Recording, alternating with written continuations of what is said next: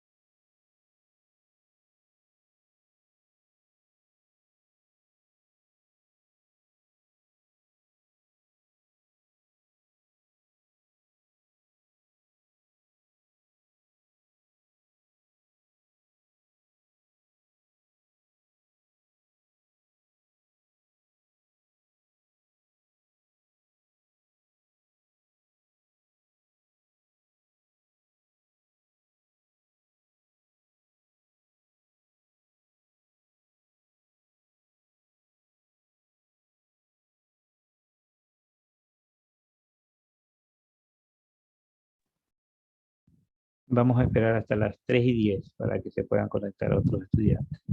Y a las 3:10 comenzamos la clase.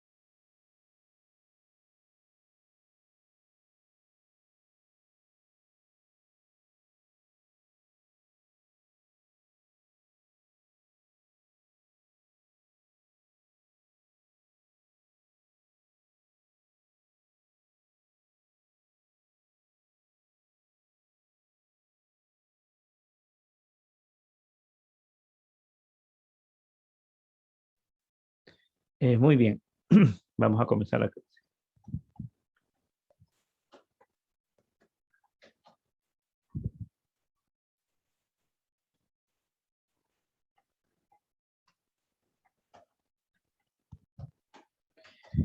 Dentro del módulo 4 vamos a ver el último tema, que es la técnica tomográfica.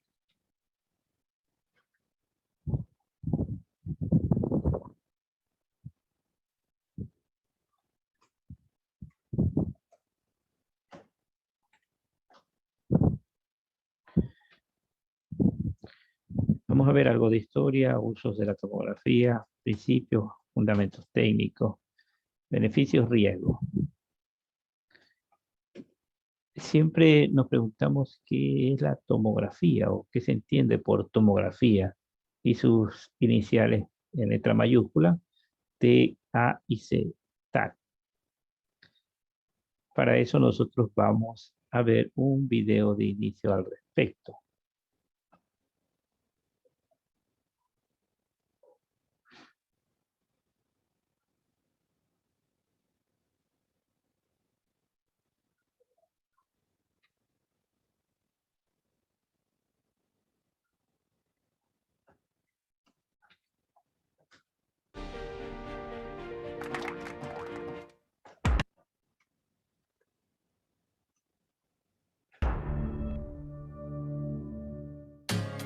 How's he doing?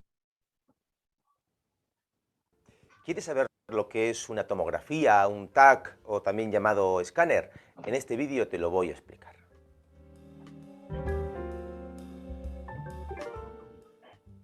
El escáner es una prueba en última instancia muy similar a la resonancia, en el sentido del tipo de imágenes que va a dar. Y es que si veis mi vídeo sobre la resonancia magnética, os explico cómo la resonancia hace unos cortes, unas láminas del cuerpo. Es como si pudiéramos cortar y ver qué hay en esa loncha. Es algo que para el diagnóstico aporta una gran cantidad de información sobre lo que está sucediendo dentro. Sin embargo, lo que cambia radicalmente es la tecnología, cómo se consiguen estas imágenes, y bueno, luego hay una diferencia obviamente en el tipo de imágenes que nos van a ofrecer.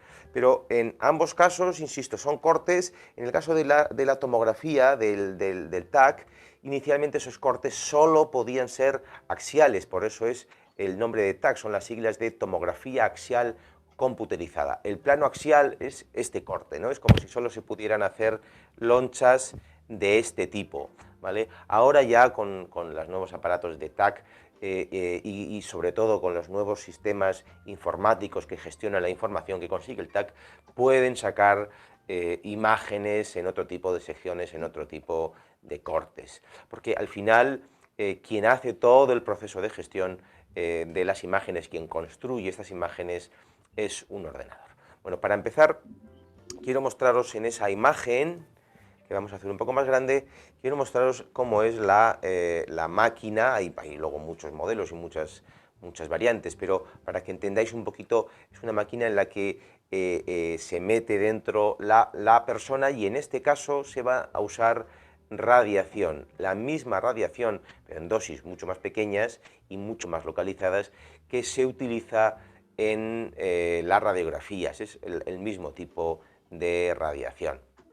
La resonancia, la tecnología no tiene nada que ver, tiene que ver con magnetismos, es infinitamente más complicado. Si veis este esquema, en una resonancia entonces tenemos en el centro, ahí tenemos una imagen de un corte, de una tomografía ya hecha, ¿verdad?, del resultado de la prueba, pero imaginaros que eso es una persona que está ahí tumbada, ¿sí? Eso es la loncha que en definitiva va a salir de esta prueba. Pero veis que yo ahí señalo el emisor, que es el que está generando y está emitiendo esta radiación, estos rayos X que van a atravesar, como veis ahí, atraviesan el cuerpo del individuo y llegan al receptor, donde está, como quien dice, una película que está captando la imagen que llega. Lo mismo que sucede en las radiografías, la cantidad de radiación que llegue a ese receptor y la forma en la que llegue va a tener que ver con la diferente absorbancia, con la diferente capacidad de absorber radiación de los tejidos. Es decir, un tejido óseo absorbe, por ejemplo, mucha más radiación que un tejido graso, que un tejido muscular o ligamentoso. Esta diferencia de absorción o de absorbancia va a hacer que el receptor reciba diferentes tipos o diferentes cantidades de radiación en cada emisión. Porque como veis, en este esquema el emisor y el receptor van a ir girando y la radiación va a ir atravesando el cuerpo en diferentes planos, ¿sí?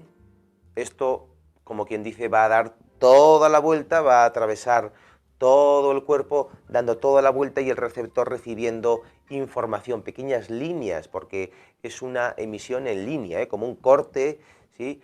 Y eso va a ir siendo recibido por este receptor y al final, como os digo, todas estas imágenes, toda esta información, todos estos pequeños cortes, estas pequeñas líneas que ha ido haciendo en cada posición del círculo, van a llegar a un ordenador. Este ordenador, con un programa complejo informático, va a gestionar todos estos datos y va a terminar construyendo una imagen como esta, ¿sí? Una imagen de un corte en la que podemos diferenciar los tejidos óseos de los musculares. En el caso de una tomografía, lo que especialmente vamos a poder diferenciar muy bien del resto son los huesos, es el tejido óseo. La resonancia nos va a dar una capacidad para diferenciar mucho más finamente entre diferentes tejidos, entre tendones, ligamentos, huesos, grasa.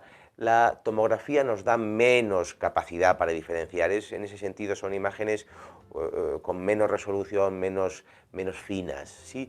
Exceptuando en el cerebro, en el caso de los tumores, por ejemplo, la tomografía da unas imágenes en las que se pueden diferenciar mucho más claramente que con la resonancia estos tumores. Bueno, no sé si tengo algo más. Yo creo que esto es todo lo que os quería contar sobre las tomografías. Lo único, decir que los principales usos de la tomografía, insisto, son el diagnóstico y la observación de los problemas óseos, de los problemas del aparato locomotor. También se utiliza, como digo, en los problemas craneales, en los problemas cerebrales, en los derrames cerebrales, las trombosis, los accidentes cerebrovasculares en general y como digo, las tumoraciones. Bueno,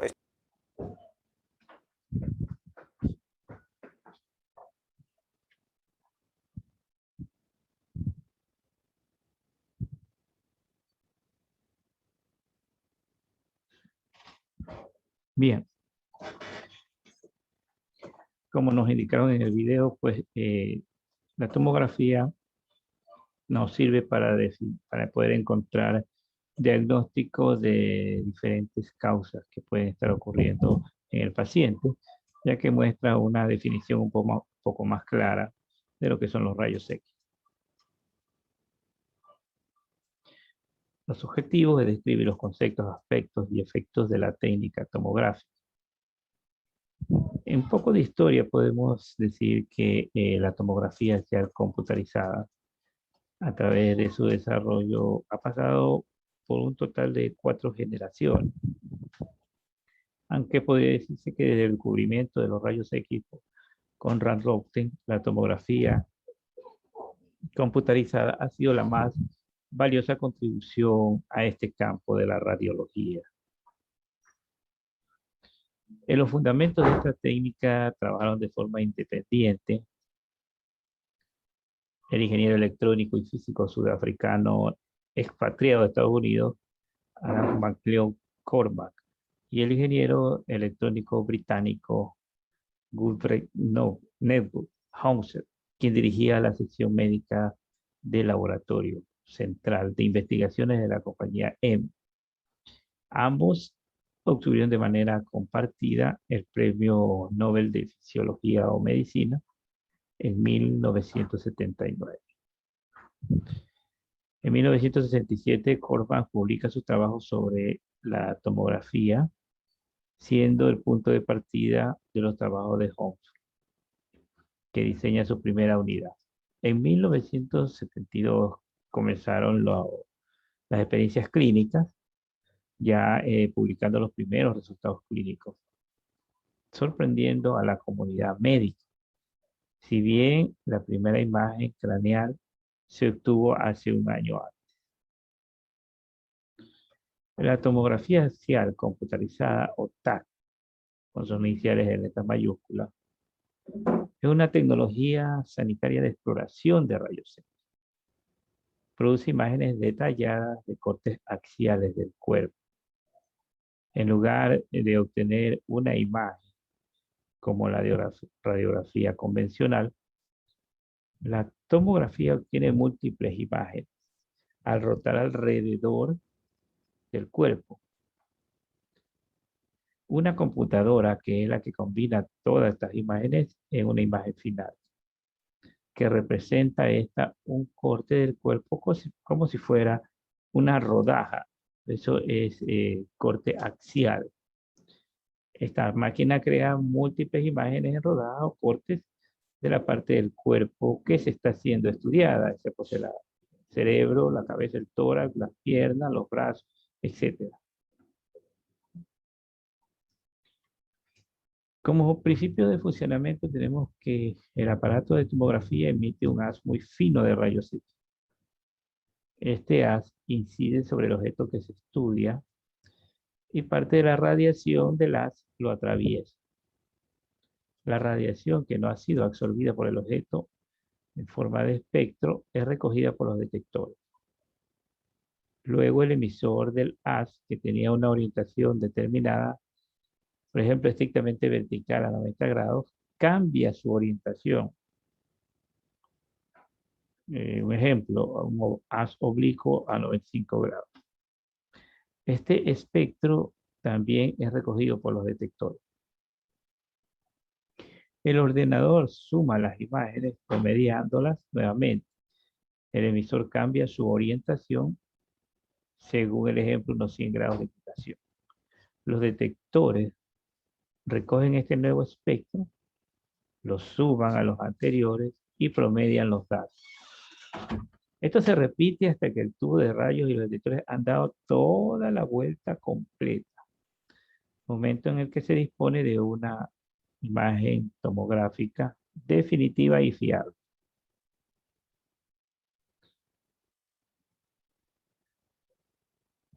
Aquí tenemos cómo está el paciente.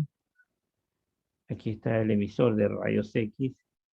Aquí tiene los rayos X que se esparcen en una angulación de 360 grados. Tenemos aquí los detectores y esto va dando la vuelta para hacer los diferentes cortes. Este haz de rayos X va en forma de abanico y va dando la vuelta, en este caso, al paciente, que es el objeto de estudio.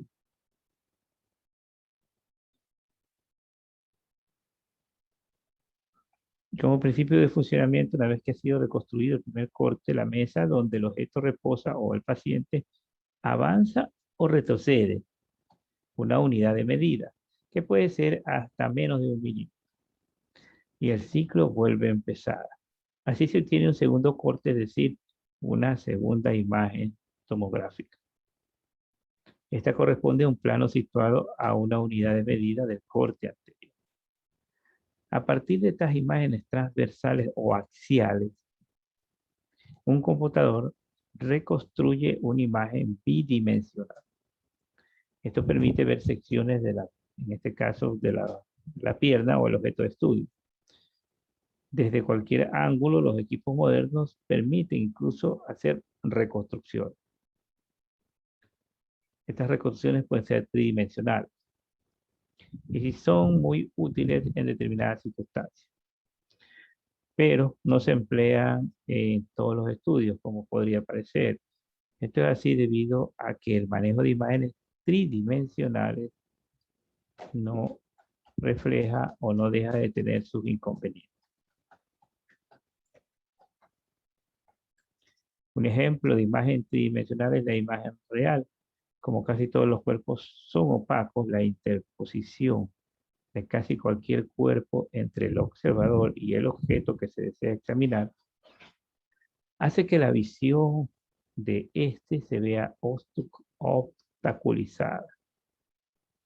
La representación de las imágenes tridimensionales sería inútil si no fuera posible lograr que cualquier tipo de densidad que se elija no se vea representada, con lo que determinamos tejidos o determinados tejidos se comportan como transparentes. Aún así, para ver completamente un órgano determinado, es necesario mirarlo desde diversos ángulos o hacer girar la imagen. Pero incluso entonces veríamos su superficie, no su interior. Para ver su interior debemos hacerlo a través de una imagen de corte asociada al volumen. Y aún así, parte del interior no siempre se podrá hacer visible. Es por eso que por esta razón, en general, es más útil estudiar una a una todas las imágenes consecutivas de una secuencia de corte que recurrir a reconstrucciones en bloque de volúmenes, aunque a primera vista sean espectaculares. El uso de la tomografía es muy variable. Se puede utilizar en huesos fracturados, en cánceres, en coágulos de sangre. Se puede encontrar a nivel del cerebro o a nivel de alguna otra parte del cuerpo, signos de enfermedad cardíaca y una hemorragia interna.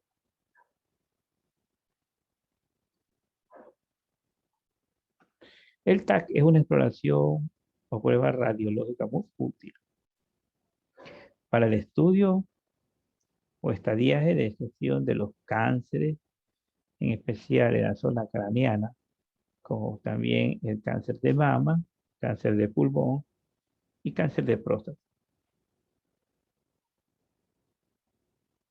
O la detención de cualquier cáncer en la zona nasal, los cuales su etapa inicial pueden estar ocasionando alergia o rinitis crónica. Otro uso es la simulación virtual y planificación de un tratamiento de cáncer con radioterapia. Es imprescindible el uso de imágenes en 3 dimensiones que se obtienen del TAC o de la tomografía. Como fundamento técnico, las fórmulas matemáticas para reconstruir una imagen tridimensional a partir de múltiples imágenes axiales fueron desarrolladas por el físico J. Randolph. Él nació en Austria en 1887. Tras su trabajo, las fórmulas existían ya, pero no así el equipo de rayos X, capaz de hacer múltiples cortes, ni siquiera la máquina capaz de hacer los cálculos automáticamente. Para aplicarlo a la medicina, hubo que esperar el desarrollo de la computación y del equipo adecuado, que mezcle la capacidad de obtener múltiples imágenes axiales separadas por pequeñas distancias y almacenar electrónicamente los resultados y poderlos tratar. Como beneficios de la tomografía tenemos que un radiólogo experto puede diagnosticar numerosas causas, de ejemplo, un dolor abdominal con una alta precisión, lo cual permite aplicar un tratamiento rápido y con frecuencia elimina la necesidad de procedimientos y diagnósticos adicionales y más invasivos.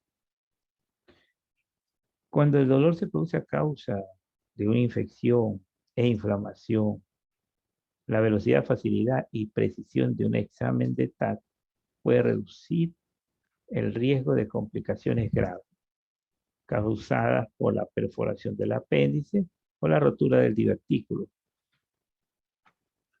Las imágenes por TAC son exactas, no son invasivas y no provocan dolor alguno.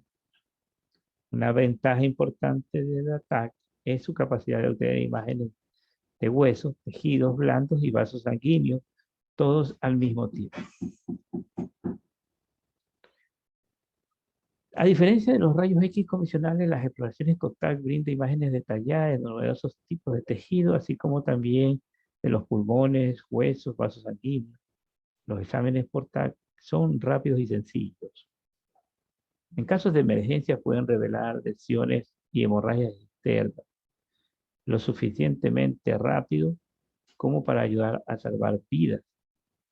Se ha demostrado que el ataque es una herramienta de diagnóstico por imágenes muy rentable, ya que abarca una amplia serie de problemas clínicos. El ataque es menos sensible al movimiento de pacientes que la resonancia magnética. El ataque se puede realizar si usted tiene implante de dispositivo médico de cualquier tipo, a diferencia de la resonancia magnética que sí lo impide.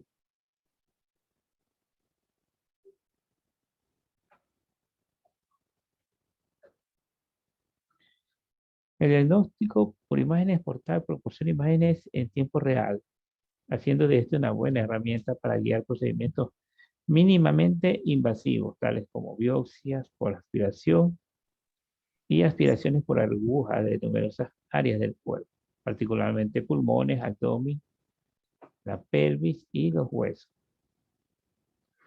Un diagnóstico determinado por medio de la exploración por TAC puede eliminar la necesidad de una cirugía exploratoria y una biopsia quirúrgica. Luego del examen de TAC no quedan restos de radiación en su cuerpo. En general, los rayos X utilizados en las exploraciones por TAC no tienen efectos secundarios. Riesgos. Siempre va a existir riesgos cuando se utilizan este tipo de equipos. La leve posibilidad de cáncer como consecuencia de la exposición excesiva a la radiación. Sin embargo, el beneficio de un diagnóstico exacto es ampliamente mayor que el riesgo. La dosis eficaz de radiación en este procedimiento es de aproximadamente 10 milisieverts, que es casi la misma proporción que una persona en promedio recibe de radiación de fondo en 3 años. Las mujeres siempre deben informar a su médico y al tecnólogo de rayos X o TAC si existe posibilidad de que estén embarazadas. En general, el diagnóstico por imágenes de TAC no se recomienda a las mujeres embarazadas, salvo que sean médicamente necesarias debido al riesgo potencial del bebé. Las madres en periodo de lactancia deben esperar 24 horas después de que hayan recibido la inyección intravenosa del material de contraste, antes de poder volver a amamantar a sus hijos. El riesgo de una reacción alérgica grave al material de contraste que contiene, por ejemplo, yodo, es muy rara vez ocurre. Y los departamentos de radiología están bien equipados para tratar este tipo de reacción. Debido a que los niños son más sensibles a la radiación, se les debe someter a un estudio por TAC únicamente si es fundamental para realizar un diagnóstico y no se le debe realizar estudios por TAC en manera repetida, a menos que sea absolutamente necesario.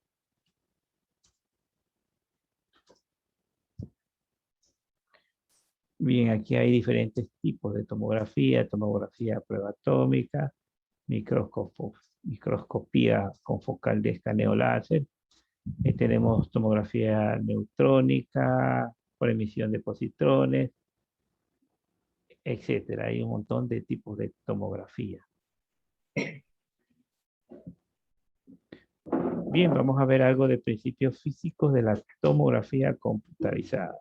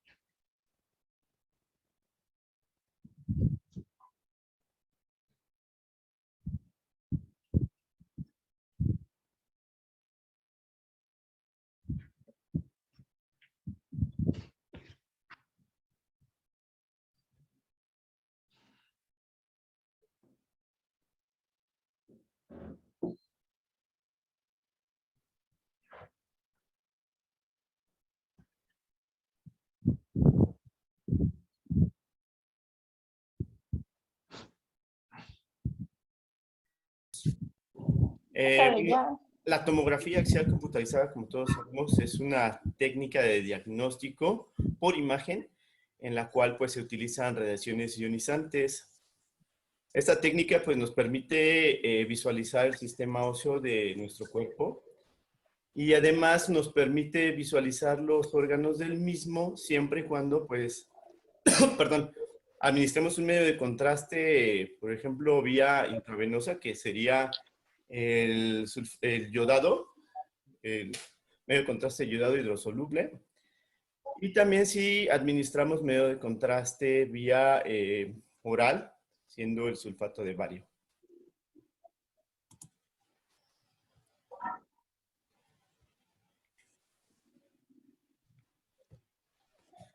Bueno, como una breve reseña histórica, ya todos lo sabemos, pero es método de repaso. Conocemos la trayectoria de Wilhelm Conrad Röntgen, que fue el pionero de los rayos X, ¿sí? Y pues hombre, le costó algo de trabajo, pues concluir sus estudios. Y al final, pues lo logra como ingeniero mecánico, pero posteriormente, por la Universidad de Würzburg, en Alemania, pues adquiere el doctorado como físico. Entonces, este hombre, pues, es el que, al estar haciendo algunos, ¿cómo se podría decir? Algunos métodos para deducir por qué funcionaban los rayos catódicos, pues, el 8 de noviembre de 1895 descubre los rayos X en forma así espontánea. Y bueno, ¿por qué se le pone rayos X? Bueno, porque al final no encuentra una ubicación clara en el espectrómetro y le pone como una variante X. Entonces este hombre, pues para mí en lo personal creo que es una persona que dio un inicio y dio un regalo a la sociedad y a la humanidad, porque su descubrimiento nunca lo patentó. Entonces este hombre, pues si ahorita o lo hubiera patentado, su familia sería inmensamente rica. Entonces de ahí, pues él da este invento a la sociedad y la sociedad médica lo emplea pues para lo que es métodos de investigación. Y bueno, la otra, ¿quiénes fueron los principales iniciadores e inventores de la tomografía axial computarizada? Bueno, fue Godfrey Hounsfield. Él era un ingeniero electrónico inglés, ¿sí? Este señor tenía la física y tenía los métodos de invención de este equipo que quería pues, visualizar lo que había detrás de o dentro de un cráneo. Entonces, él pues estuvo haciendo sus inventos, ¿sí? Haciendo sus pruebas, pero del otro lado, del otro lado del continente, había un ingeniero físico de origen norteamericano. Esta persona es Alan Cormack. Alan Cormack tenía pues el algoritmo matemático que se conjugaba con la mecánica, ¿sí? Y la física que Godfrey tenía. Entonces ellos dos llegan a escuchar de lo que están haciendo, se reúnen y ponen en marcha pues el inicio y el invento de la tomografía axial computarizada. Estos dos personajes, bueno, en 1979 ganan el Premio Nobel de Medicina, ¿sí? Pero Alan Cormack, además de ganar el Premio Nobel de Medicina, le dan o le asignan el de Fisiología. Entonces, estos dos hombres pues fueron los que iniciaron lo que es ahorita es una carrera de tomografía. Bueno, como método de recuerdo también, pues, vamos a hablar de la planimetría. Hemos visto, por ejemplo, en mi imagen de mi lado izquierdo, pues el plano coronal, que es el que divide al cuerpo en una parte anterior y en una parte posterior. La que divide al cuerpo, el plano que divide al cuerpo en un lado izquierdo y un derecho es el sagital, y el que divide al cuerpo en craneal y caudal es el axial. De aquí se le deriva la tomografía axial computarizada porque nada más se adquiría este plano, ¿sí? En la imagen de mi derecha, pues podemos ver ahí una adquisición de cráneo en los 3 planos. Si podemos visualizar, pues ahí estamos detectando que hay un sangrado en este paciente a nivel temporoparietal, ¿sí? Entonces lo vemos en A, que es en coronal, en B en sagital y en C en axial. Bueno, ¿cuáles son las densidades que utiliza la tomografía? Bueno, si sabemos que hay unas en rayos X simples, en tomografía y en resonancia, bueno, aquí al aire se le denomina hipodensidad. Y a lo más blanco, ¿sí? Se le llama hiperdensidad. A lo que está en una escala de grises entre estos dos, se le llama isodensidad. Bueno, ¿y cuáles son las generaciones de tomografía? Pues les comento, pues ya lo hemos visto. Ya lo hemos visto, pues casi toda la escuela. Y bueno, tenemos aquí en la imagen de la izquierda la primera generación. Este tipo de primeros tomógrafos con los que inició Cormack y Hounsfield. Bueno, tenía un movimiento de traslación, tenía un tubo de rayos X, un solo detector en el lado opuesto, ¿sí? Y bueno, este equipo hacía una adquisición en 5 minutos. El movimiento de rotación-traslación lo voy a hacer, pues una forma con mis manos para entenderlo más o menos. Que bueno, la rotación sería, si iniciamos de aquí y el tubo de rayos X irradia, va a irradiar, hace este movimiento de rotación. Y el de traslación se regresa 1 grado y vuelve a rotar y vuelve a irradiar. Entonces a eso se relaciona el movimiento de rotación-traslación. Y este tipo de rotación lo hacía en 180 grados. En la segunda generación, bueno, ahí había también el tubo de rayos X, había una fila de 5 a 30 detectores y ya había un haz de abanico que permitía abarcar un poco más en forma coronal al cuerpo, ¿sí? En esta, pues, seguía la misma movimiento de rotación y traslación y duraba de 20 segundos la adquisición. En la tercera generación, bueno, el haz y los detectores ya giran alrededor del gantry, o sea, irradia al paciente en 360 grados y ya contaba con una línea de detectores aproximadamente de 30 a 750 detectores y la adquisición era de 5 a 10 segundos. En la cuarta generación, que son las que ya en algunos hospitales las hemos visto, ya son los de, tenían un haz de 55 grados, ¿sí? También giraba el tubo de rayos X y bueno, los detectores ya estaban fijos al gantry, ¿sí? Entonces habría una completa, un completo barrido del paciente, ¿sí? De ahí se pueden hacer cortes de 1 milímetro y ya contaba con más de 1000 detectores. En esta pues ya inician las tomografías multicorte helicoidal o las tomografías helicoidales.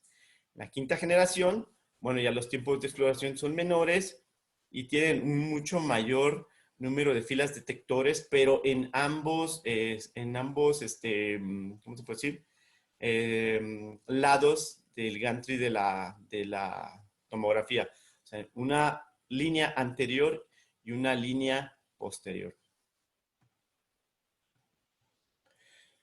¿Cuáles son los elementos básicos que componen una unidad de tomografía? Bueno, pues como todos sabemos, es el gantry, ¿sí? El tubo de rayos X, los detectores, la mesa de exploración, el ordenador o la computadora y pues el sistema de almacén de información. Gantry. ¿A qué se le llama gantry? Bueno, ya nosotros conocemos esta imagen. Se le llama así a la forma que tiene de una dona, ¿sí? Y en el interior, pues están, como podemos ver en esa imagen, todos esos puntitos blancos son las líneas de detectores, ¿sí? en el cual pues lleva el sistema de refrigeración, lleva el generador y bueno, lleva también su colimador y lleva un sistema de adquisición de datos que se conjuga junto con los detectores. ¿Qué encontramos en los lados laterales del tomógrafo? Bueno, lo hemos visto todos. Hay los botones para centrar y posicionar y además angular el gantry. Esta angulación era en equipos de segunda generación en el que si inclinabas tú hacia adelante el gantry, pues era una inclinación cefálica. Si lo hacías hacia atrás, era una inclinación caudal. Ahorita con la nueva tecnología multicorte, el helicoidal multicorte, ya no es necesario hacer esto, porque bueno, ahorita lo vamos a ver, lo vamos a ir explicando poco a poco. Bueno, el equipo también como parte exterior, en su panel exterior, tiene un láser LED en el cual podemos centrar al paciente, ¿sí? Y podemos, no sé, centrarlo para hacer el estudio que pues está, que se va a realizar, ¿sí? Ya sea un tórax, un cráneo, un abdomen, todo eso.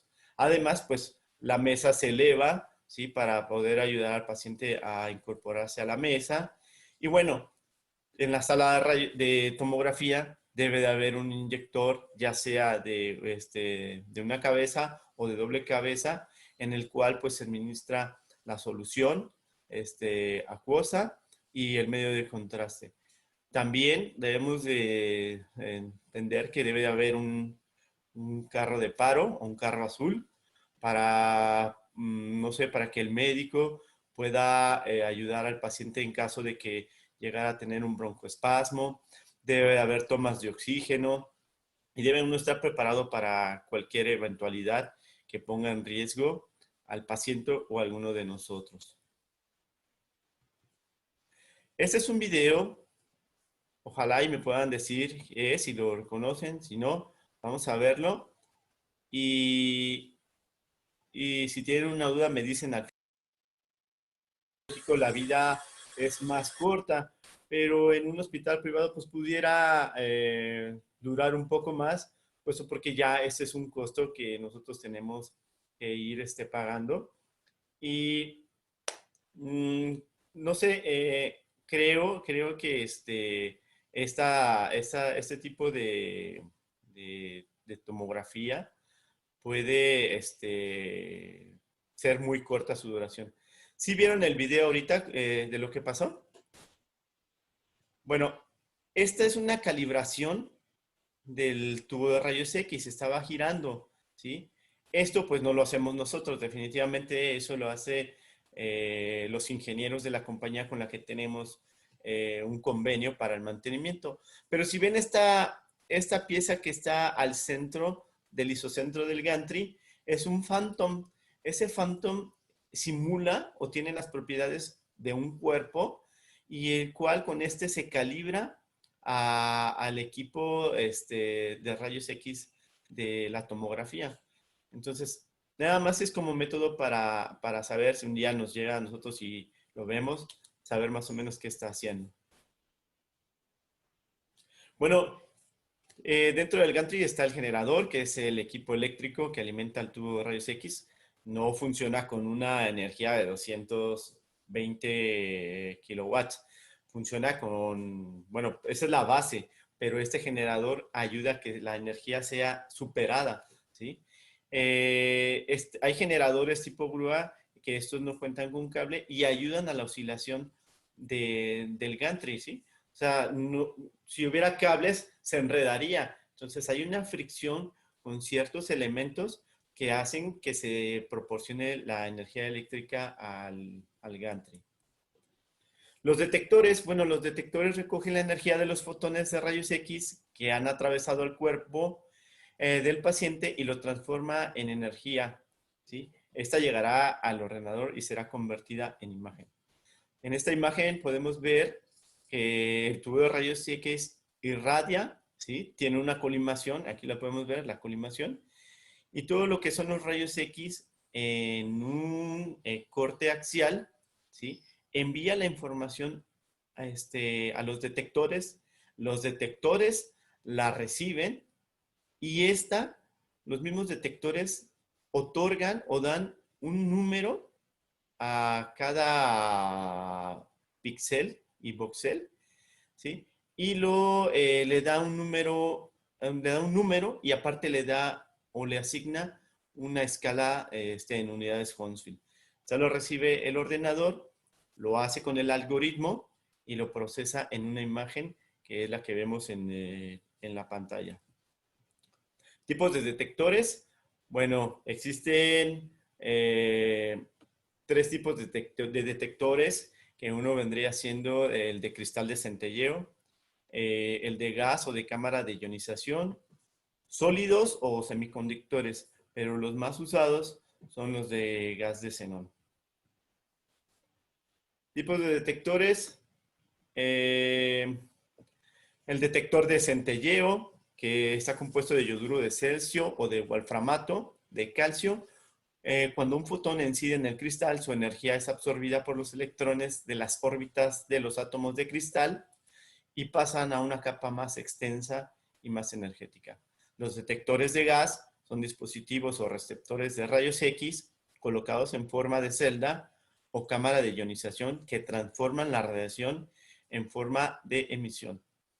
¿Sí? Los otros detectores de sólidos o semiconductores consiste en un cristal de centelleo acoplado a un fotodiodo de estado sólido y cuando los rayos X impactan al cristal, estos se convierten la radiación en luz visible. ¿Sí? En esta imagen podemos ver cómo están colocados los detectores. Y bueno, los detectores prácticamente deben ser eficientes porque esa es la capacidad de captar los fotones de rayos X. Deben de ser estables, que sería la capacidad de que el detector esté ajustado para cualquier situación. Y deben ser de conformidad, es el tiempo que tarda en recibir, transformar y distribuir una señal de información hasta que aparece en el monitor. La transformación. Los detectores pueden transformar los rayos X que reciben desde 2 formas diferentes.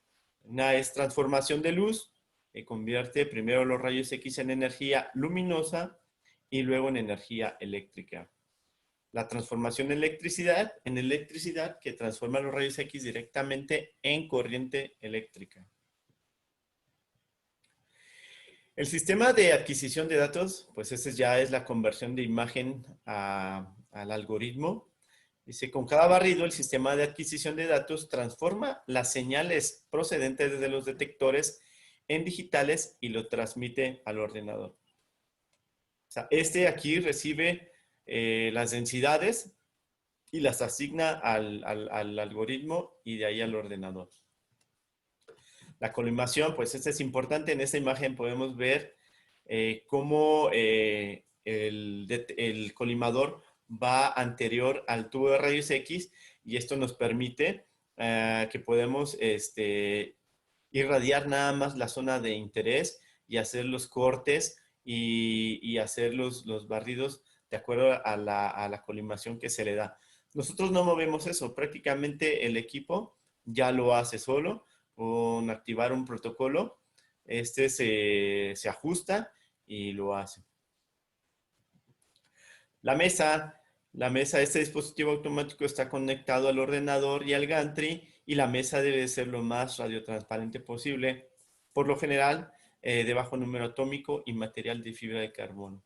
Si la mesa tuviera otro elemento más o menos como aluminio, pues interferiría en el estudio y generaría mucho ruido. Entonces, el elemento básico es que debe de ser de un número atómico bajo y evitar algún artefacto. Hemos escuchado ya también acerca del pitch, que es el factor de desplazamiento, y esto tiene que ver, es la relación que existe entre el movimiento de la mesa y la rotación del tubo de rayos X del gantry. de esto es durante una exploración. Y tiene un efecto determinante en la calidad de la imagen y en la dosis de radiación. ¿Sí? Existe esta fórmula que pitch es igual al desplazamiento de la camilla durante cada rotación. Por ejemplo, los milímetros que se va a ir rotando entre lo que es el ancho de corte y el giro del tubo de rayos X. ¿Tienen alguna duda ahorita por el momento, compañeros?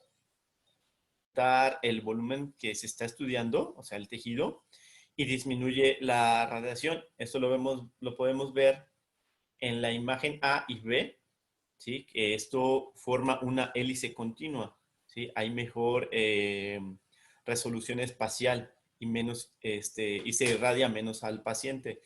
En el pitch 1.5 a 1, bueno, ahí hay cortes de 1.5, deja un espacio de 1 y sigue con el siguiente corte, ¿no?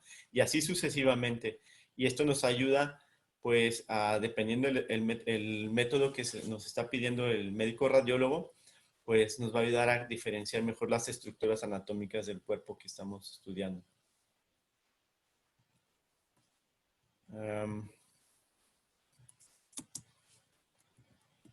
El ordenador, pues, aparte, pues es una computadora muy grande. Esta debe ser muy potente y rápida.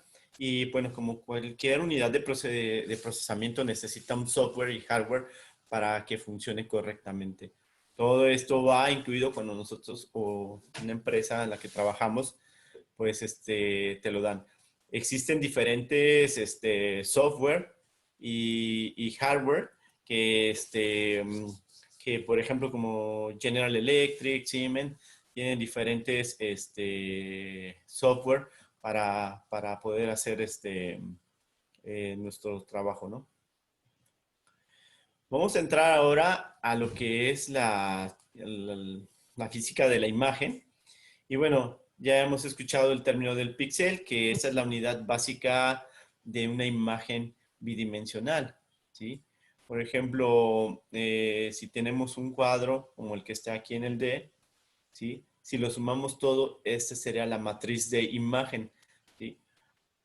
El píxel prácticamente lo podemos ver plasmado en una imagen de rayos X simple, en el cual pues es una imagen monofásica. Tiene diferentes densidades, pero no podemos ver, por ejemplo, si te piden una tele de tórax posterior anterior, puedes ver las estructuras anteriores, más no lo que hay posterior. Aunque el rayo incide en forma posterior, lo único que vamos a ver es lo que está pegado al buque de pared, ¿sí? Esta es un ejemplo de lo que es el píxel, de lo que en nuestra imagen tenemos. El voxel, pues ya es la unidad básica tridimensional de una imagen, ¿sí? En esta, pues ya se suman todos los elementos de la matriz de imagen, ¿sí? En el cual, pues se puede visualizar anterior, posterior, lateral y oblicuamente. Dentro de los voxeles, pues están los voxeles isotrópicos y anisotrópicos. Los isotrópicos, pues se visualizan los datos desde cualquier dirección sin pérdida de información. Y en el anisotrópico, el grosor de corte efectivo es independiente del pitch, o sea, el eje Z vendría siendo el paciente, ¿no? Y con esta, pues mejora la resolución longitudinal.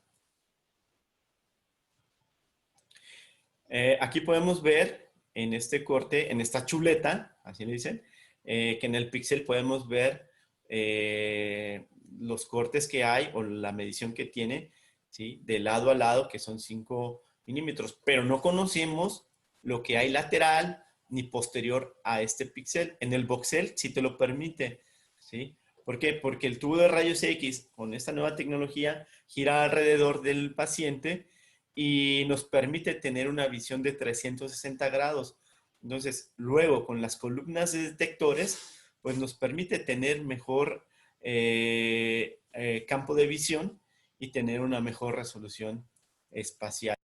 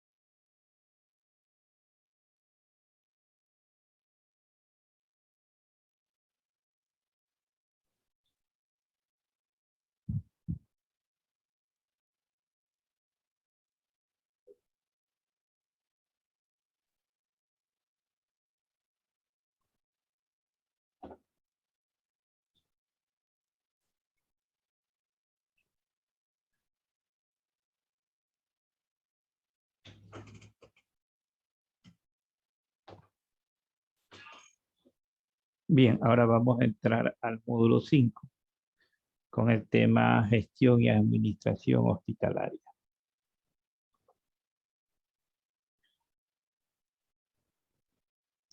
Bien, ¿qué se entiende por gestión y administración hospitalaria? ¿Qué enfoca todo lo que es la administración dentro de una clínica, hospital o centro de salud? Lo importante de las áreas que debemos saber, lo vamos a ver en el siguiente video.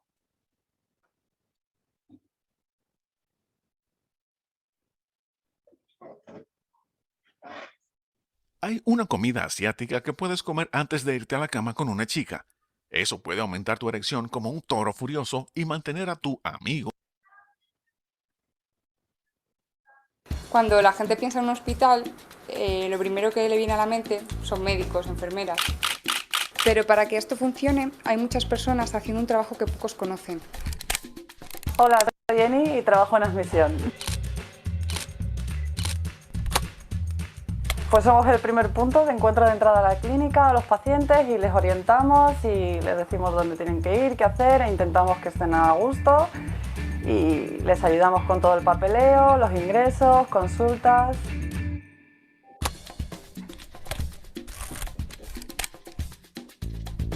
Mi nombre es Sara, trabajo en el departamento de contabilidad y os voy a enseñar un poquito lo que es mi trabajo. Nosotros registramos todos los datos posibles, todo lo que se va gestionando a lo largo del día a día en la clínica, toda la facturación, todo lo que se compra, lo que se ingresa, y de esta manera en todo momento se puede saber cómo va la clínica, ¿no? Sobre todo para los que toman las decisiones. Qué se está gastando en luz, por ejemplo, o comparar las pérdidas o ganancias que ha habido del año con años anteriores. Aquí es donde archivamos todos los documentos, lo que trabajamos día a día con ellos para poder tener un poco controlado, porque muchas veces las facturas tenemos que buscarlas de algún gasto que haya surgido. Estamos contribuyendo al funcionamiento interno de lo que es la clínica. Hola, soy Olga, trabajo en el departamento de facturación y os voy a enseñar cómo es un día en mi trabajo. El trabajo de facturación es importante, ya que al ser el último eslabón materializamos en facturas todo el trabajo del resto de la clínica. Esas facturas llegan a las compañías y al final se materializa en dinero, que es el que paga las nóminas, paga los gastos, etc. Después de emitir todas las facturas de ingresados, se genera un archivo que es el que se envía a la compañía para que nos abonen todas las facturas. Al final, esto es un trabajo en equipo. Cada departamento tiene una función y todos somos importantes. Lo que más me gusta de mi trabajo es que está en mi mano ayudar a los pacientes y a mis compañeros. Lo que más me gusta de mi trabajo es ayudar a los pacientes a que se sientan cómodos y porque en definitiva todos somos pacientes alguna vez en nuestra vida. Desde el minuto 1 que entré en la clínica, para mí ha sido un proceso de aprendizaje. A día de hoy sigo aprendiendo un poquito todos los días, ya no solo del trabajo, sino de mis propios compañeros, incluso de mí misma.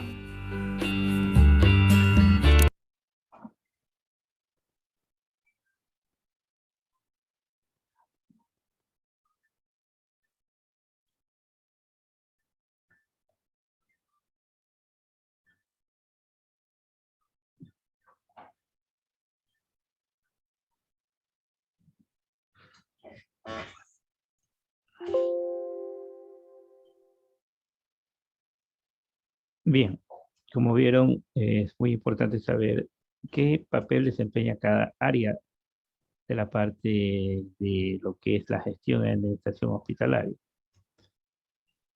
Bien, vamos a ver los objetivos, describir cuáles son los medios y herramientas para una buena gestión y administración hospitalaria. Tenemos primero como la parte principal la administración. ¿Qué es la administración? Es un proceso que consistente en las actividades de planeación, organización, dirección y control, desempeñadas para determinar y alcanzar las metas y objetivos establecidos con el uso de los recursos de la empresa. Los objetivos de la administración tienen que ver con alcanzar de forma eficiente y eficaz los objetivos de un organismo social. Eficacia es cuando la empresa alcanza sus metas. Consiste en hacer más con menos. Eficiencia es cuando logra sus objetivos con el mínimo de sus recursos. También logra el objetivo, pero con el menor esfuerzo y por el mejor camino y al menor costo. Es lo que tiene que ver con la eficacia. También dentro del objetivo es permitirle a la empresa tener una perspectiva más amplia del medio en el cual se desarrolla. Asegurar que la empresa produzca o preste sus servicios. Dentro de las funciones del administrador tenemos la planeación, la organización, la dirección y control. En planeación tenemos que debe planificar las actividades estableciendo objetivos y metas. ¿Mediante qué? Mediante un cronograma y asignando los recursos para poderlos realizar. En organización debe de ordenar y distribuir el trabajo, la autoridad de los recursos entre el personal en busca de poder alcanzar las metas establecidas.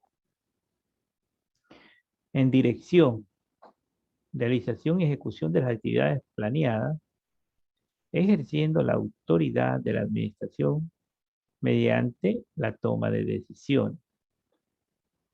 Control, tiene que ver mucho con la vigilancia y seguimiento a las actividades, buscando siempre que se cumplan las metas, tal como fueron planeadas y en muchos casos, pues, tomando acciones correctivas.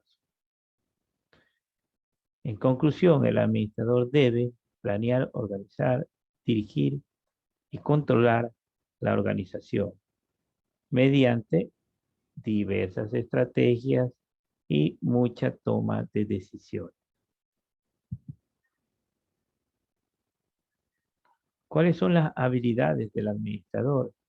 Reconocer el cambio que se puede dar en cada paso, logro de los objetivos planteados, promotor de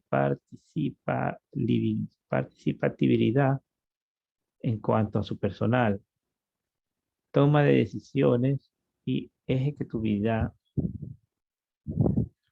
previsión, planeación y control de las actividades, mantener siempre el sistema de información y comunicación entre las diferentes áreas, saber lo que es seleccionar el personal, poder tener la capacidad para poder seleccionar un personal eficiente y eficaz. Capacitación, debe estar capacitado y a su vez capacitar a su personal.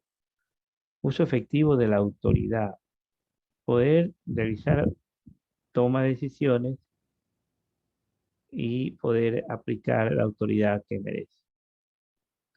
Motivador y entusiasta, debe siempre estar él motivado y motivar a su personal.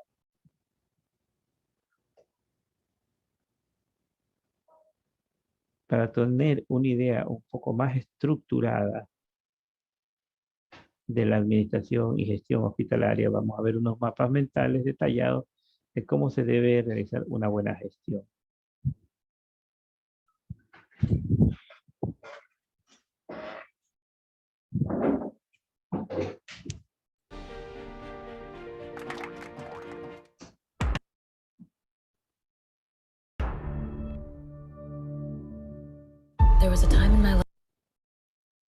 El tema que vamos a revisar es lo que es gestión.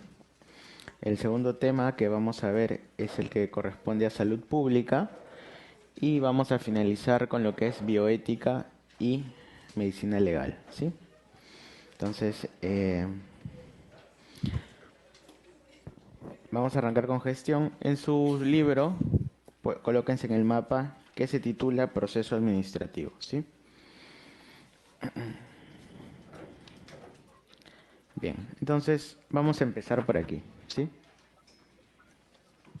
Cuando hablamos del proceso administrativo, ¿ya? Primero debemos entender qué es esto, ¿no? Y por qué es importante estudiarlo en la parte de medicina, que ya sé que a nadie le agrada, ¿no? Con mucha profundidad este tema, pero eso es muy importante, ¿no? Primero, el proceso administrativo es transversal a cualquier organización. Cuando hablamos de organización, hablamos de cualquier empresa, cualquier institución pública en general. Para este caso, a nosotros nos importa aplicarlo ¿a qué? A la administración de establecimientos de salud, ¿ya? Y sobre todo, en lo que hemos visto, establecimientos de salud del primer nivel, que es donde van a ir a desempeñarse, y es en el marco en el cual están puestas las preguntas, ¿sí? Entonces, para que ustedes administren, ¿ya? Porque el proceso administrativo significa administrar, la administración en acción, para que ustedes administren bien cualquier cosa, cualquier organización, cualquier institución, van a tener que seguir 4 funciones o 4 procesos importantes, ¿ya? ¿Cuáles son estos cuatro procesos o funciones? Planificar, organizar, dirigir y controlar. Esto es lo más básico que deben conocer de lo que corresponde al proceso administrativo, ¿sí? Muchas veces lo digo siempre que hago la clase, que esto es lo mínimo con lo cual deberían ir al examen, ¿no? Entonces no lo olviden, planificar, organizar, dirigir y controlar es algo que van a realizar siempre que estén a cargo de administrar algo. Bien, entonces esto es lo más básico. Ahora, a continuación, ¿qué vamos a hacer? Vamos a desglosar cada una de estas funciones. Son 4 y vamos a ver qué significa, qué implica, qué productos voy a tener y para qué me sirve cada una de ellas. Pasamos entonces por el primero de estos cuatro funciones. Vamos a ver la que es la planificación. Entonces me hago la pregunta, ¿no? ¿Para qué planifico? Bien, entonces vamos a planificar porque estamos hoy en el punto A y quiero llegar al punto B, que va a ser mañana, ¿no? No mañana exactamente el día siguiente, sino en un futuro determinado. Entonces, yo planifico, ¿por qué? Porque en el transcurso de A hacia B voy a tener factores que van a afectar mi resultado como organización.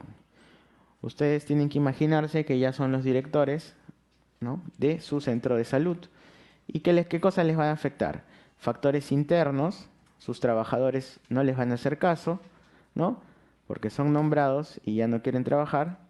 Y factores externos, como un problema en la comunidad, que los vengan a supervisar, etc.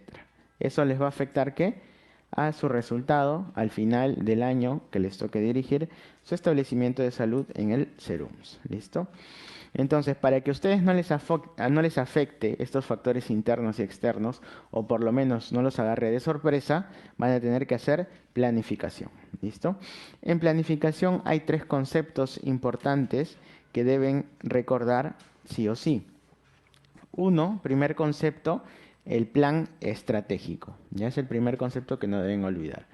Cuando ustedes revisen y vean las preguntas o en su propio examen les van a preguntar, ¿no?, ¿qué tipo de plan o qué tipo de planificación se ha hecho? Entonces, cuando les pregunten por el plan, ustedes en su mente se imaginan solamente 2 escenarios. O que les estén preguntando por un plan estratégico, ¿ya?, como es el que vamos a ver ahorita. Y si es que no les están preguntando por este plan, les están preguntando por el plan operativo. ¿Listo? Listo. Bien, retornando entonces al concepto. ¿Qué es el plan estratégico? Es un documento, o sea, es un texto, ¿no?, que ustedes van a elaborar alguna vez en su vida, pero si no, lo deben leer y contiene varias cosas, y eso es lo que vamos a revisar, ¿ya? 2 tipos de planes entonces, estratégico y operativo. Para la primera función, que es planificación, veremos el plan estratégico institucional, ¿ya? O también le van a decir PI, ¿no? Plan estratégico institucional, o sus siglas PI. ¿Y qué es este PI? Es un documento, nuevamente ratificando lo que ya habíamos comentado, que se va a proyectar para un periodo de tiempo. ¿Cuánto es ese periodo de tiempo? ¿Ya? 3 a 5 años, ¿ya? Luego, eso va a estar, si no nos dicen 3 a 5 años, nos dirán en qué horizonte están enmarcados los objetivos a alcanzar. Son objetivos de mediano a largo plazo, ¿no? objetivos de mediano a largo plazo. Y luego nos preguntarán, ¿quién va a elaborar ese documento? Y la respuesta es, lo va a elaborar el equipo directivo. O sea, aquellos que dirijan la organización, la institución, son los llamados a realizar el plan estratégico institucional. Lo otro que nos podrían preguntar es, ¿quiénes deben conocer, quiénes deben cumplir, quiénes deben ejecutar el plan estratégico, ¿no? Y el cumplimiento, el conocimiento, la ejecución es de todos, ¿ya? Porque este plan va a afectar a toda la organización, ¿ya? Desde el personal que realiza labores netamente operativas hasta los funcionarios, ¿ya? Va a afectar a todos. Bien. Luego, segundo concepto importante que debo conocer en la planificación es el pensamiento estratégico. ¿Qué es el pensamiento estratégico, no? Pensar. ¿Qué es pensar? Pensar es razonar. Entonces, el pensamiento estratégico es una valoración racional de la realidad. ¿Ya? Y esta valoración me va a, o tiene un objetivo, ¿no? Tiene un objetivo. ¿Cuál es ese objetivo? Es aprovechar las oportunidades. Entonces no olviden ello. Para que entiendan mejor, ¿no? Entonces, pensamiento estratégico es ver más allá de lo evidente, ¿ya? Eso es el pensamiento estratégico. Alguien que tiene una característica que puede rápidamente encontrar oportunidades en el entorno y saber aprovecharlas para su organización, para su establecimiento de salud. Y tercer concepto es el de la estrategia. ¿Qué es la estrategia? La estrategia son los pasos para lograr un objetivo.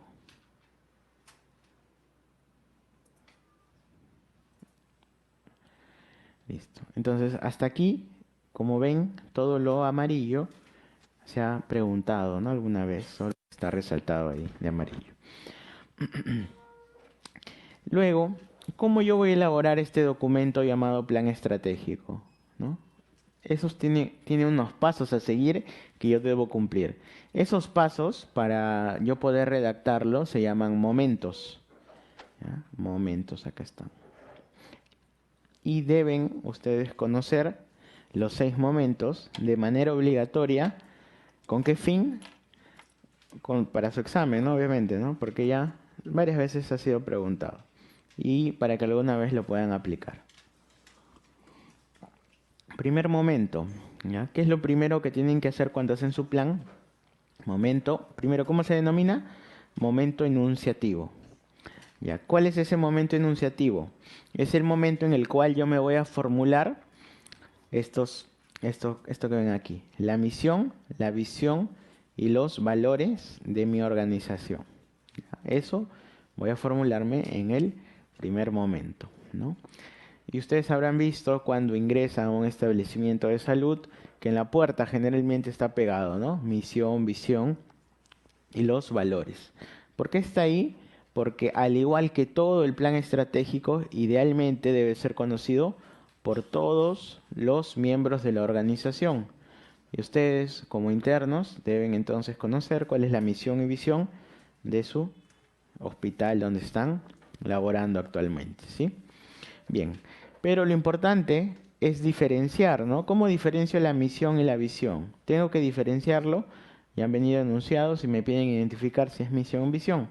Entonces la misión, con M, va a responder 5 preguntas. Y así es como yo voy a poder identificar si el enunciado que me ponen es una misión.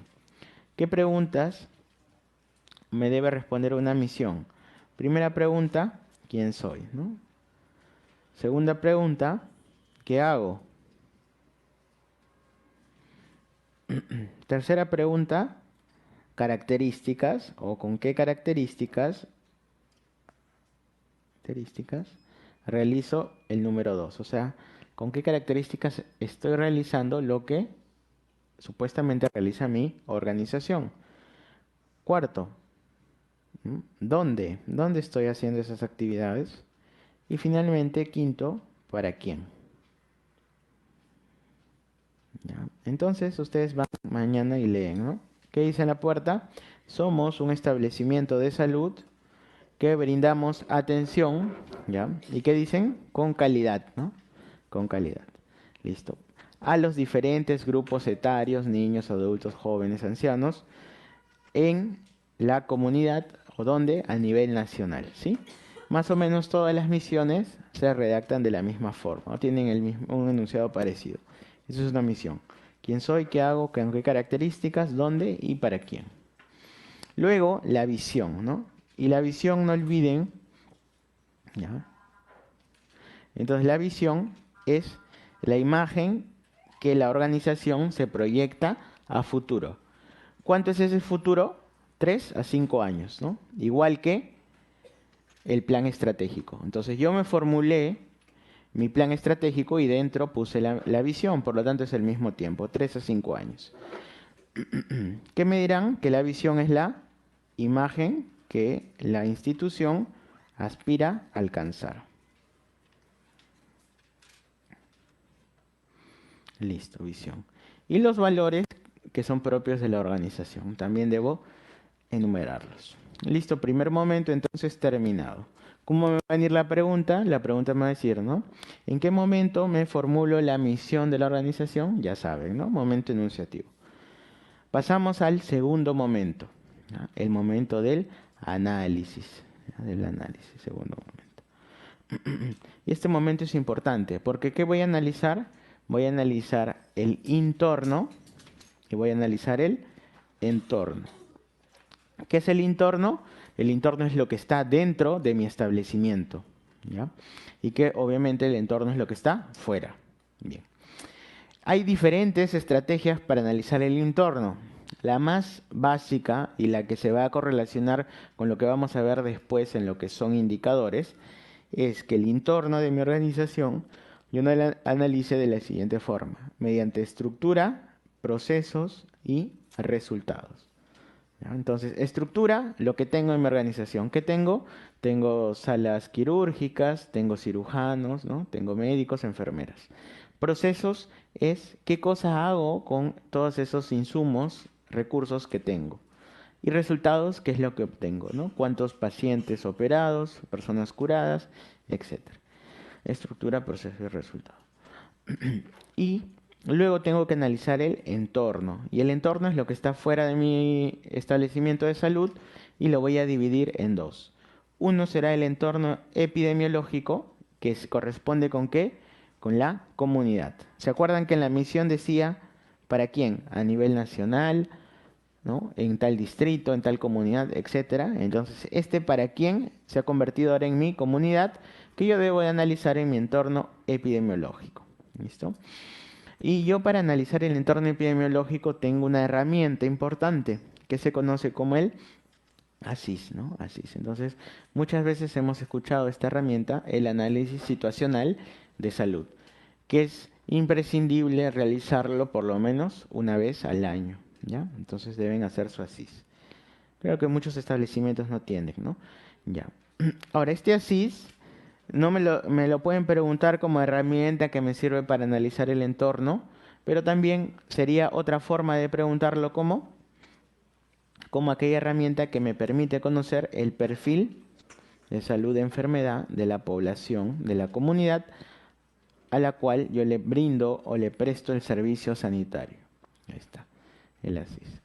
Y luego tengo el entorno organizacional. En el entorno organizacional, ¿a quién voy a encontrar? A todas aquellas instituciones que se desarrollan o están dentro de la misma comunidad. Y dentro del entorno organizacional tendré el entorno organizacional inmediato y el entorno organizacional mediato. ¿Ya? ¿Quiénes son los inmediatos? La competencia que tenga mi establecimiento, sobre todo en el ámbito privado, ¿no? La competencia. ¿Quién más? Mis proveedores. ¿A quién yo le compro? ¿A quién le compro los insumos que voy a utilizar en mi establecimiento? También es el entorno. Y el mediato principalmente es el Estado. El Estado que va a estar ahí, que me va a venir a supervisar, va a venir el MINSA, puede venir su salud también. Por lo tanto, cuando yo más adelante en este mismo proceso de planificación formule mis objetivos generales deben estar relacionados a satisfacer a quienes, a todos estos actores. O sea, plantearé entornos para mi entorno, ¿ya? Y plantearé objetivos para mi entorno y plantearé objetivos para mi entorno, ¿sí?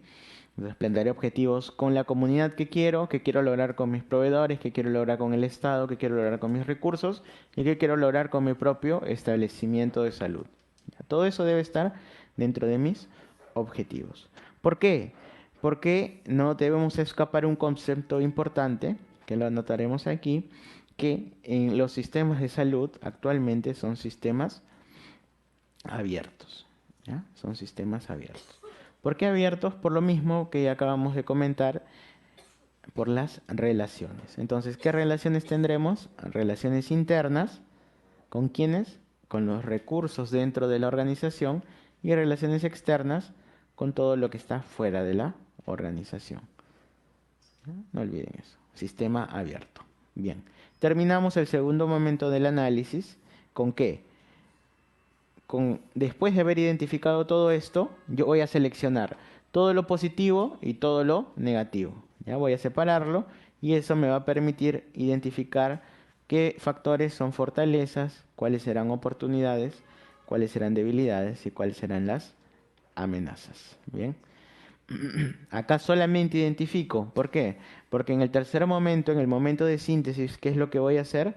Voy a llevar todo ¿a dónde? A una matriz que todos lo conocemos, que se llama matriz FODA. ¿Ya? Entonces la matriz FODA, no crean que es exclusiva de salud. Y ahí ya le hemos dicho, este proceso de planificación o de proceso administrativo es para todos. Entonces la matriz FODA es una herramienta importante que me va a entrecruzar las fuerzas, fortalezas, debilidades y oportunidades y amenazas. Ese entrecruce de fuerzas que estoy realizando me va a colocar en lo siguiente. Me va a permitir identificar escenarios y estrategias. ¿Ya? Escenarios y estrategias. No lo olviden. Cada escenario se correlaciona con una respectiva estrategia a aplicar. ¿Y ustedes qué deben conocer? ¿Cuál es el escenario, cuál es su estrategia y de qué cruce sale? ¿Cuál es el mejor de todos? El mejor de todos es el cruce entre las fortalezas y las oportunidades. Ese escenario, ¿cómo se llama? El escenario de las potencialidades. ¿Ya? ¿Qué estrategia voy a aplicar en este caso? Mi estrategia a aplicar es el desarrollo. ¿Ya? Desarrollo. Entonces, ¿qué es potencialidad? Potencialidad, por ejemplo, es una fortaleza de mi establecimiento. Establecimiento de salud acreditado en calidad.